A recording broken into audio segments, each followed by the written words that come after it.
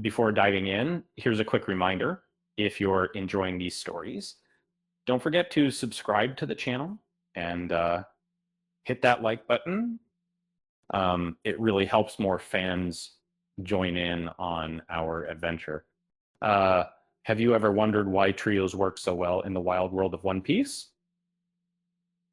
Um, sure, duos deliver plenty of drama and excitement, but when three unpredictable personalities are thrown into a crew, things really start to cook. Sometimes these combinations make the battles even wilder, but often it's the hilarious and heartwarming interactions between them that keep everyone watching. Let's set the scene on Whole Cake Island, where Big Mom rules with an iron fist, and occasionally with sentient hats and weather.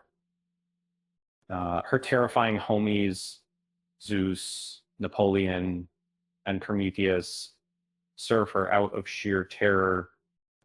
These three aren't your typical BFFs. One's a talking hat, one's a thundercloud, and the other is pretty much a sunburn waiting to happen. Still, their attempts to outdo each other and avoid Big Mom's wrath always keeps things interesting until, of course, someone finds themselves suddenly kicked out of the squad.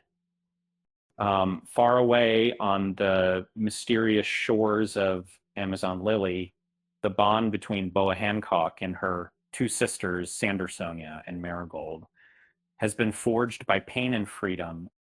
Once enslaved, their escape made them inseparable. They support each other, not just through battles, but through heartbreak and triumph. Even when Luffy crashes onto their island, their trust and loyalty to each other stand strong. A family born out of hardship and sisterhood, journeying next to the snowy peaks and burning plains of the New World. There's a squad that's basically an argument in progress. Kaido's right-hand men, King and Queen, and Jack, each one has ridiculous power and a unique style. Queen makes deadly gadgets and viruses. King prefers to slice through problems and people. And Jack, well, Jack tries his best not to be the third wheel. Objective scenes and the entire vehicle is about the second, despite their constant bickering, their chemistry in battle is undeniable, and somehow their insults just make the smackdowns more entertaining. And then, come the captains who turned fate upside down, Luffy, Law, and Kid.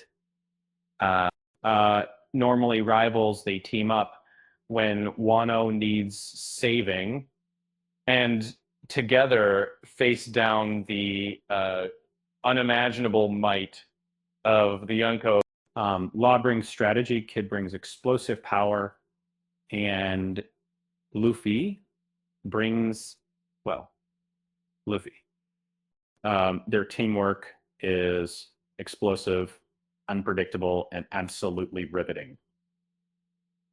Speaking of unlikely teams, nothing beats the Wild Cross Guild, where Crocodile and Mihawk mastermind from the shadows, and poor Buggy accidentally gets all the credit. And the Yonko title. You do quite a bit, but typically a few weeks. So we can take a question about both of them and the title. It is the Austin. And fans can't help but root for this trio, if only to see how long Buggy can fake it till he, well, doesn't make it. Next, imagine a bond unbroken by blood or distance. Luffy, Ace, and Sabo. As kids, they swore brotherhood over a drink. And even after being scattered by fate, their loyalty never faded. Sato's dramatic return and Ace's ultimate sacrifice only made the lines of family in One Piece even clearer and more powerful. Few trios have struck fear into fans' hearts quite like the classic Marine Admirals, um, Kizaru, Aokiji, and Akainu.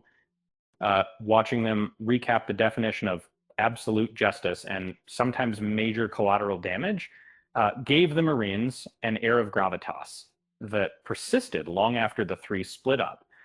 And then, of course, there's the monster trio Luffy, Zoro, and Sanji. After being a few right in my face, the idea that had punched well with many of them in the morning, I think might beyond. I would say that since the early days, these three have punched, sliced. Robin's description of Zoro and Sanji as the wings of the Pirate King says it all. They're more than just muscle. They're the heart, the support, and sometimes the comic relief, especially when it comes to dinner time disputes.